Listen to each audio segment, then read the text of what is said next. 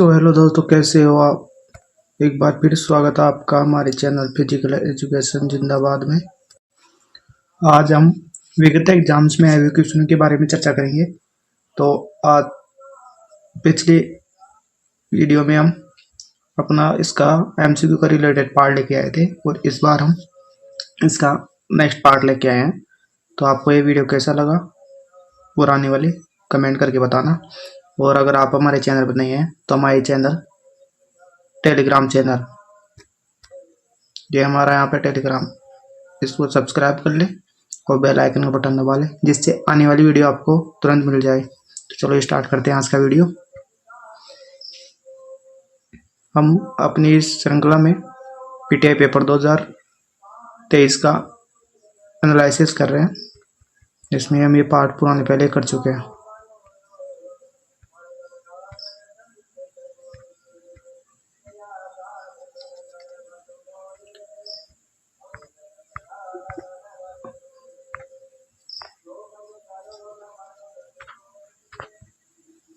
आज का अपना ये पार्ट रहेगा, जिसमें अपना पहला क्वेश्चन है, अनुभव एवं प्रशिक्षण द्वारा व्यवहार परिवर्तन कहलाता है वृद्धि, विकास, सीखना या पूर्व में से कोई नहीं। तो इसका सही आंसर है सीखना, क्योंकि सीखना ही अनुभव एवं प्रशिक्षण द्वारा व्यवहार में परिवर्तन कहलाता है। कि जैसे जैसे हमारा अनुभव होता है वह प्रशिक्षण लेते हैं तो हमें वो चीज आ जाती है, तो ये सीखना हो गया।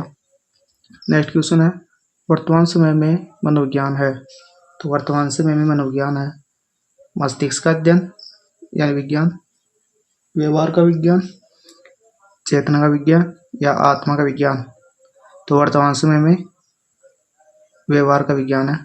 इसका आपको थोड़ा डिटेल में बता देता हूँ मैं कि सबसे पहले 16वीं सदी में सोइल का अध्ययन था, जिसके समर्थक अरस्तु, प्लेटो, डेकार्टे थे। उसके बाद आई 17वीं शताब्दी। उस समय ये हुआ माइंड यानी मस्तिष्क का अध्ययन, जिसके समर्थन पेस्टोलॉजी थे। उसके बाद 18वीं सदी ये हुआ चेतना का अध्ययन, जिसके समर्थन विलियम जेम्स सल्ली इत्यादि लोग थे। उसके बाद 19वीं सदी में चेतना यथावत बनी रही, मतलब इसको कोई विरोध करने वाले नहीं मिला।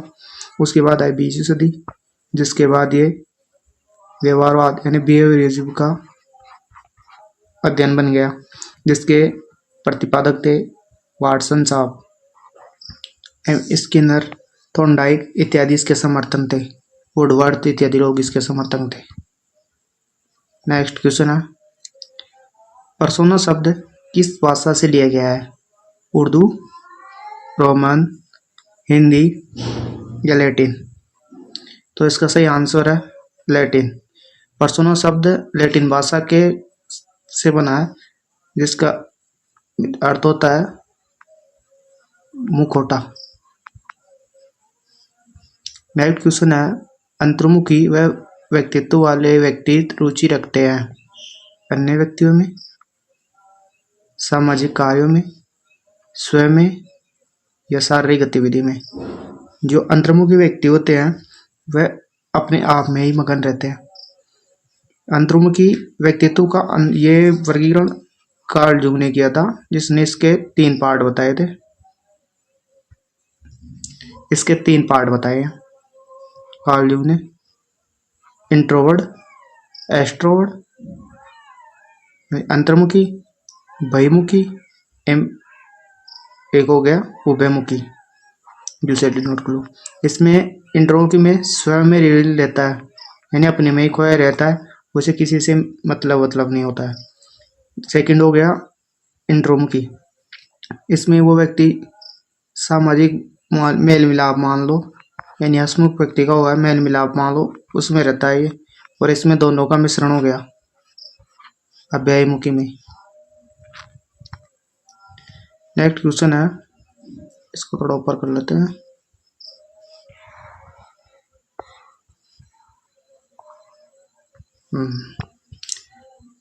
मनोविज्ञान आत्मा का विज्ञान है, किसने कहा है? प्लेटो, विलियम जेम्स, अरस्तु या सरमन? तो ये कथन है अरस्तु का। अरस्तु ने ही मनोविज्ञान को आत्मा का विज्ञान कहा था, जिसके समर्थक हमने प्लेटो और डेकार्टे पढ़ा था। नेक्स्ट क्वेश्चन है, साइकोलॉजी शब्द की उत्पत्ति किस भाषा से हुई है? लैटिन भाषा, संस्कृत भाषा, हिंदी या अंग्रेजी? तो साइकोलॉजी शब्द है जो कि लैटिन भाषा का शब्द है।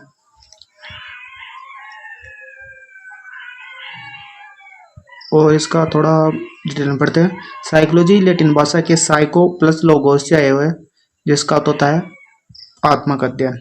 नेक्स्ट है, किंडरगार्टन पद्धति का विकास किसने किया था? थॉर्नडाइक, वाटसन, प्रोबेल या वर्दायमीर? इनमें से ये किंडरगार्टन पद्धति प्रोबेल की है। किंडरगार्टन जर्मन भाषा का शब्द है, जिसका मतलब होता है छोटा बगीचा या सुंदर बगीचा। वाटसन ने try and error theory the. Watson ने बिहेवियरिज्म का पिता कहा जाता है। अपने वदायमीर वे कोप्ता, इसने गेस्टाल्ट थ्योरी दी थी। जी, गेस्टाल्ट थ्योरी दी है। नेक्स्ट क्वेश्चन है अपना, ये साइको का अर्थ है विज्ञान से, आत्मा से, व्यवहार से या मन से? इसको मैंने पहले आपको बता दिया कि साइकोलॉजी आत्मा का अध्ययन है, उसके बाद ये मन का हुआ, फिर चेतना को हुआ और वर्तमान में व्यवहार का अध्ययन रहा है 20वीं सदी के अंदर। और ये मन का अध्ययन हुआ था 17वीं शताब्दी में, और 18वीं और 19वीं में हो गया था चेतना का अध्ययन, कॉन्शियसनेस का। नेक्स्ट है, पाठ योजना के भाग है एकत्रीकरण, ये भी भाग है। कौशल्यता, ये भी भाग है। प्रस्ताविका, ये भी भाग है। प्रस्ताविक ज्ञान, तो इसके वजह सभी इसके भाग होते हैं। इन पाठ योजना में सबसे पहले आप असेंबली हो गई अपनी, उसके बाद इंट्रोडक्शन हो गया, हेल्थ इंक्वायरी हो गई, उसके बाद अपना वार्म अप हो गया, जनरल वार्म अप, फिर स्पोर्टिंग वार्म अप, उसके बाद मेन एक्टिविटी आ गई, फिर लीड अप गेम हो जाते हैं, और उसके बाद डिसमिसल हो जाता है। तो ये इसके भाग होते हैं। ये इसका इंग्लिश में है, आप पढ़ना चाहे तो पढ़ सकते हैं। नेक्स्ट क्वेश्चन एक अपना, प्रतियोगिताओं के प्रकार होते हैं। प्रतियोगिता के प्रकार है नॉकआउट, लीग, चैलेंज या उपरोक्त सभी? तो इसमें लीग भी इसका भाग है, टूर्नामेंट भी है, चैलेंज भी है, तो ये सभी हो गए। यानी नॉकआउट प्रतियोगिता होती है जिसमें एक टीम को, अगर दूसरे के खिलाफ एक टीम किसी टीम के साथ खेलती है और उसमें हार जाती है तो वो बाहर हो जाती है, तो ये नॉकआउट हो गया। लीग में एक टीम को बाकी अन्य टीमों के साथ भी खेलना होता है, ये लीग टूर्नामेंट है। चैलेंज टूर्नामेंट में यह है कि नीचे वाली टीम अपने से ऊपर वाली टीम को चुनौती दे सकती है खेलने के लिए, अगर वो उसे जीत जाती है तो वो लगातार ऊपर खेलती जाएगी, जो होता है जो उसकी जगह आ जाएगी, और जिसको चुनौती दी है वो उसे नीचे वाली स्थान पे आ जाएगी। नेक्स्ट है, शारीरिक विज्ञान शिक्षा में जनसंपर्क आवश्यक है। शारीरिक योग्यता सही है, शारीरिक उद्देश्य सही है, स्वास्थ्य ये भी सही है, उपरोक्त सभी हो गया। ये जनाब नॉर्मल क्वेश्चन है तो इसे डायरेक्ट ही बता दिया मैंने। नेक्स्ट क्वेश्चन है, बाई का संबंध है जनसंपर्क, प्रतियोगिता, शिविर और पाठ योजना। तो बाई का संबंध प्रतियोगिता से होता है। बाई में होता है कि अगर कोई भी टीम n की पावर में नहीं आती है, तो n की पावर में नहीं आती है, तो सामने वाली टीम को बाई देना पड़ता है जिससे कि मैच हो सके। इसका मैं बता देता हूँ आपको एक बार। जैसे हो गया कि 6 टीमें हैं और इसमें 2n की पावर होता है, तो n की पावर 3 में होता है 8। ये हमको 2 टीमों को बाई देनी पड़ेगी। इसको पहले आ में विभक्ति कर दिया, तो इसमें हम पहले नीचे वाली टीम को बाई देंगे, उसके बाद अपर टीम को, फिर इन दोनों का मैच करवा देंगे फर्स्ट राउंड में। सेकेंड राउंड में इन दोनों का मैच होगा और इन दोनों का मैच होगा। थर्ड राउंड में इन दोनों का मैच होगा, मतलब फाइनल हो गया। इसमें फर्स्ट राउंड, सेकंड और एक थर्ड राउंड हो गए छः है तो छः में हम कितने मैच होते हैं? 5 मैच होते हैं। तो वो देखिए 1 2 3 4 और 5, 5 के 5 मैच हो गई। तो ये बाय देने का तरीका होता है। नेक्स्ट है पिरामिड टूर्नामेंट है का संबंध है चैलेंज से, लीग से, नॉकआउट या इनमें से कोई नहीं। तो ये चैलेंज का ही भाग होता है। नेक्स्ट है मनोरंजन खेल एक भाग है पाठ्य योजना का, जनसंपर्क का, प्रस्तावित व्यायाम का या निर्देशन का। तो मनोरंजन खेल ये पाठ्य योजना का भाग है, जैसा मैंने आपको पहले ही बताया।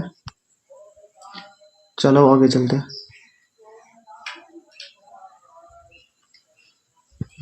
तो अपना नेक्स्ट क्वेश्चन है आदेश का संबंध है टूर्नामेंट से, कमांड से, शिविर से या उपयुक्त में से कोई नहीं। तो इसका सही आंसर है कमांड, क्योंकि कमांड का ही संबंध होता है इससे कि आदेश को इंग्लिश में कमांड कहा जाता है, कमांड का हिंदी अर्थ आदेश होता है। नेक्स्ट है खाली समय का सदुपयोग कहलाता है निर्देशन, पिकनिक या जनसंपर्क। तो इसका सही आंसर पिकनिक होगा। नेक्स्ट है सभी टीमों को एक दूसरे के खिलाफ खेलना होता है। तो ये मैंने पहले आपको बता दिया, वो लीग टूर्नामेंट होता है। कॉम्बिनेशन नॉकआउट प्रतियोगिता का भाग होता है एक। नेक्स्ट है डिसमिसल का भाग होता है। तो डिसमिसल मैंने ये आपको पहले बता दिया कि पाठ योजना के अंत में क्लास को छोड़ने के लिए डिसमिसल का होता है। तो ये इसी का हो गया। आगे चलते हैं। ये इसका हो गया। नेक्स्ट क्वेश्चन है, इसके ऊपर थोड़ी नहीं। तो नेक्स्ट क्वेश्चन है फाट लेग प्रशिक्षण का संबंध है शक्ति यानी स्ट्रेंथ से, दमकम इंडोरेंस से, गति स्पीड से या फ्लेक्सिबिलिटी यानी लचीलापन से। तो फाट लेग दमकम इंडोरेंस से संबंधित है। यह स्वीडिश फाट लेग इसका आविष्कार 1937 के अंदर गोस्टाहोम ने किया था और यह स्वीडिश मेथड है जिसे स्पीड प्ले भी कहा जाता है। ये लैटिन भाषा का शब्द है। ये ऑफ सीजन के अंदर की जाती है और ये इंडोरेंस के लिए होता है। इसमें वेरिएबल होता है ये ऑफ सीजन के समय, और इसमें फाट लेग प्रशिक्षण इंडोरेंस से संबंधित रखती है।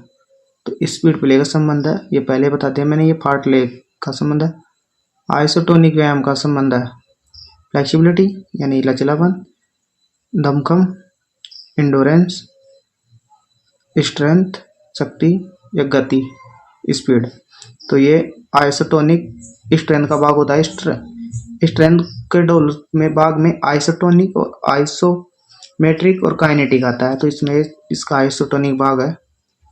नेक्स्ट है पेज दौड़ों का संबंध है इंडोरेंस से, फ्लेक्सिबिलिटी से, स्ट्रेंथ से या स्पीड से। तो पैसे की दौड़े स्पीड को विकसित करने की विधि होती है यानी मेथड्स होते हैं। आगे चलते हैं। इसको थोड़ा छोटा कर लेते हैं। हाँ अब ठीक है। शारीरिक प्रशिक्षण के मुख्य गुण होते हैं। शारीरिक प्रशिक्षण का मुख्य गुण होता है तो ये सभी हो गए निपुण कुशलता, नेतृत्व, व्यक्तित्व यानी उपरोक्त सभी। नेक्स्ट है डायनामिक शब्द का संबंध है बल पावर से, दमकम स्ट्रेंथ से, पावर स्ट्रेंथ कार्य यानी वर्क से या फ्लेक्सिबिलिटी। तो डायनेमिक स्ट्रेंथ बल एक हो गया तो ये इसी से संबंधित है यानी स्ट्रेंथ से संबंधित है डायनेमिक, क्योंकि स्ट्रेंथ को डेवलप करने के स्टैटिक और डायनेमिक दो भाग होते हैं, टाइप है। नेक्स्ट है आज भगवत गीता की नहीं बल्कि फुटबॉल के मैदान की आवश्यकता है। ये स्वामी विवेकानंद का कथन है। सीधा ही बता देता हूँ। प्लेटो का तो कथन था कि स्वस्थ तन में स्वस्थ मस्तिष्क निवास करता है, ये प्लेटो का है। नेक्स्ट है गति के विकास से संबंधित है यानी गति का विकास कौन सी विधियों से किया जाता है। ये त्वरण मेथड और पेस दौड़ ये दोनों सही है इसका। नेक्स्ट क्वेश्चन है ये इसका हो गया। Thank you. तो आज के लिए इतना ही है। अगर आप हमारे चैनल पर नए हैं तो हमारे चैनल फिजिकल एजुकेशन जिंदाबाद को सब्सक्राइब कर ले। और अगर इसका भी आपको पीडीएफ चाहिए तो हमारे यूट्यूब चैनल है और टेलीग्राम चैनल है फिजिकल एजुकेशन जिंदाबाद, जिसको ज्वाइन कर ले, जिससे इसकी पीडीएफ आपको आप यहाँ पर उपलब्ध हो जाएगी। तो थैंक यू वॉचिंग लास्ट तक वीडियो देखने के लिए। तो आज के लिए इतना ही है। फिजिकल एजुकेशन जिंदाबाद। Thank you.